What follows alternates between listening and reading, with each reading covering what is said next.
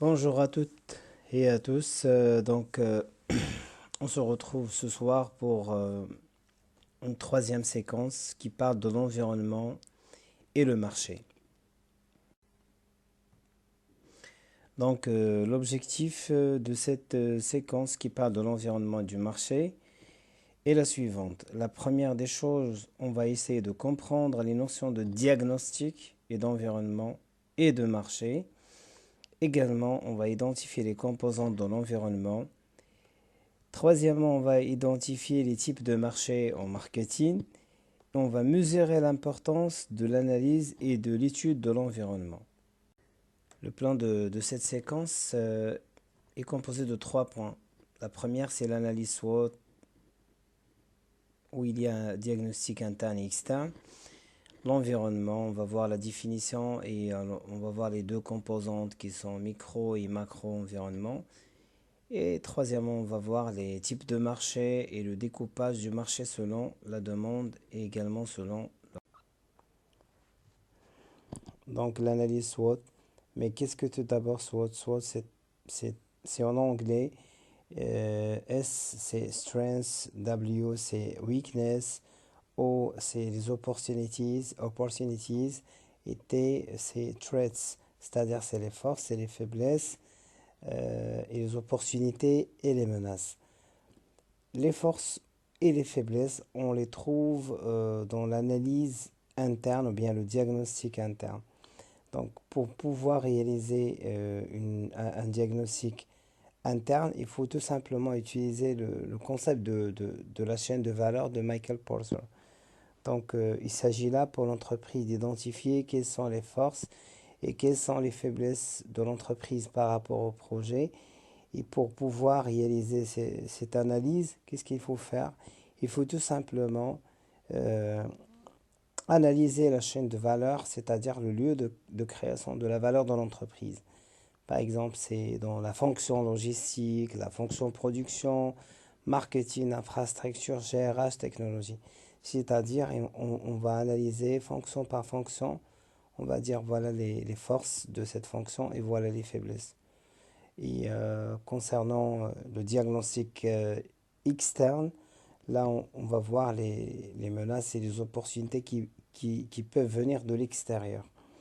Là, je vais donner une définition d'une opportunité qui correspond à un phénomène externe susceptible d'avoir une influence favorable sur l'activité de l'entreprise ou sur sa rentabilité. Pour la menace, c'est un problème posé par une tendance défavorable ou une perturbation de l'environnement qui, en l'absence d'une réponse marketing, conduirait à une détérioration de la position de l'entreprise. L'analyse SWOT, c'est une analyse quand même pertinente que chaque entreprise qui se respecte doit le faire afin de déceler quelles sont ses faiblesses, afin de les renforcer et de les éliminer. Et également, il faut préparer des actions préventives contre toute menace qui peut venir de l'extérieur.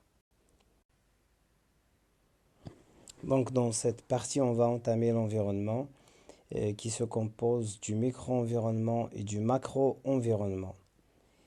Le macro-environnement, on peut le résumer dans ce qu'on appelle une analyse PESTEL.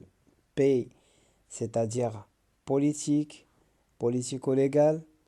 E, c'est-à-dire économique. S, socio-démographique. T, technologique. E, environnement. Et L, logistique. Donc, je vais essayer d'expliquer qu'est-ce que ça veut dire. Politico-légal, c'est le règlement, les interdictions, les politiques douanières, les législations ou bien les lois qui concernent par exemple la protection des droits des consommateurs ou bien des intellectuels. Également, il y a une composante très très importante qui est économique, c'est-à-dire la richesse nationale, le PIB peut influencer l'entreprise.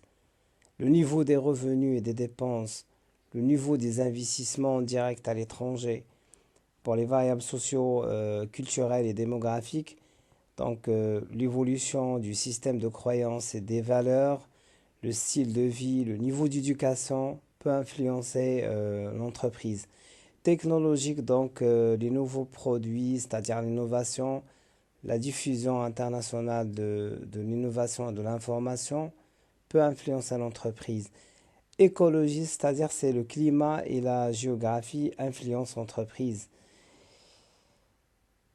Pour le micro-environnement est composé de la demande, c'est-à-dire les consommateurs, les fournisseurs, les intermédiaires, les concurrents et les prescripteurs. Par exemple, concernant les clients, l'entreprise doit bien identifier leurs besoins, mesurer leur nombre, voir leur pouvoir de négociation face à l'entreprise. La même chose pour les fournisseurs, il doit savoir quelle est la taille du fournisseur, leurs actions et également leur pouvoir de négociation face à l'entreprise. Aux intermédiaires, on va faire la même chose, on va voir le pouvoir de négociation, les politiques, et également les concurrents. Pour les concurrents, il faut les surveiller de près afin de riposter à chaque attaque qu'ils font. Pour les prescripteurs, c'est des influenceurs qui influencent la vente de l'entreprise. Par exemple, si on est une entreprise qui travaille dans le domaine de la production médicale, les docteurs et les pharmaciens peuvent influencer l'action d'achat ou non de nos produits. Avant d'entrer dans le vif du sujet et parler du marché, j'aimerais faire une petite précision. Tout d'abord, il y a une définition en économie du marché et il y a une définition en marketing du marché. Ça veut dire quoi une définition en économie? C'est-à-dire que la définition économique, c'est que le marché est le lieu de rencontre entre l'offre et la demande, moyennant bien sûr un prix de vente. Mais la définition du marketing est tout à fait différente. Quand on dit marché, il s'agit tout simplement de la demande. C'est-à-dire, il est donc composé de l'ensemble des clients capables et désireux de procéder à un échange leur permettant de satisfaire un besoin. Pour le découpage du marché selon l'offre, il y a tout d'abord la part de marché de l'entreprise. On va imaginer que c'est l'entreprise X. Ensuite, il y a les parts de marché des concurrents. Les trois, on les appelle marché principal, c'est-à-dire ma part de marché et la part des concurrents, c'est le marché principal. Par la suite, il faut prendre en considération les substituts, les complémentaires, c'est-à-dire marché des substituts, marché complémentaire, marché support, marché générique. Mais ça veut dire quoi déjà marché principal? Donc ça concerne l'ensemble des produits semblables et directement concurrents, c'est-à-dire mes produits et les produits de la concurrence. Le marché générique concerne tous les produits liés au genre du besoin satisfait par le marché principal. Le produit, plutôt le marché support, concerne l'ensemble des produits dont la présence est nécessaire à la consommation du produit étudié. Quant au marché de la substitution, il s'agit tout simplement des produits de nature différente du produit principal et qui satisfont les mêmes besoins et les mêmes motivations. Par exemple, on peut remplacer l'huile d'olive par le miel, par exemple. Et pour le marché complémentaire, concerne l'ensemble des produits auxquels recourt le marché principal. J'espère que j'étais clair. Mais je préfère également donner une petite définition. Ça veut dire quoi, part de marché? Ça, ça veut dire tout simplement, c'est la part des ventes de chacun des concurrents sur le marché donné. Il se calcule de la manière suivante. Part de marché ou bien PDM, c'est le chiffre d'affaires de l'entreprise sur le chiffre d'affaires de l'ensemble du concurrent, bien sûr multiplié par 100.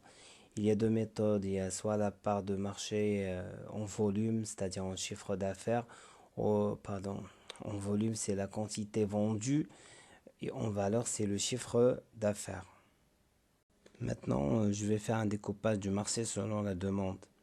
Si on le fait, eh bien, il y a le marché actuel de la concurrence, plus le marché actuel de l'entreprise, plus une partie des non-consommateurs relatifs. Ça, on l'appelle marché potentiel de l'entreprise. Il y a également les non-consommateurs absolus. Mais tout d'abord, qu'est-ce que ça veut dire marché actuel de la concurrence? C'est-à-dire c'est l'ensemble des clients qui achètent les produits de la concurrence. Le marché actuel de l'entreprise, c'est l'ensemble des clients qui achètent mes produits, par exemple. Les non-consommateurs relatifs, c'est des non-consommateurs pour l'instant, pour le moment. Il y a des freins d'achat. Par exemple, il y a l'âge pour les permis de conduire, par exemple, ou bien il y a le revenu, d'accord? Et pour les non-consommateurs absolus, c'est des consommateurs qui ne consommeront jamais le produit ou le service de mon entreprise ou bien celui de la concurrence. Par exemple, les musulmans ne consommeront jamais l'alcool ou bien le porc.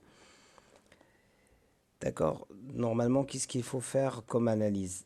Pour le marché de la prospection, c'est en vert, c'est le marché actuel des concurrents et les non-consommateurs relatifs. On l'appelle marché de la prospection parce que c'est facile quand même de faire de la prospection sur ce marché a priori.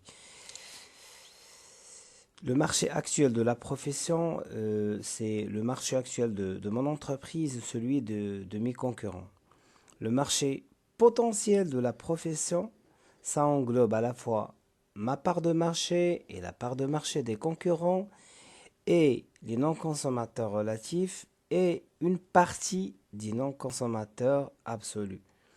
Par exemple, Maroc Télécom a réussi quand même à atteindre une partie de la population qui ne possède pas un revenu stable, qui est par exemple les étudiants, par des abonnements qui ne sont pas chers. Je vous remercie pour votre attention et merci, au revoir.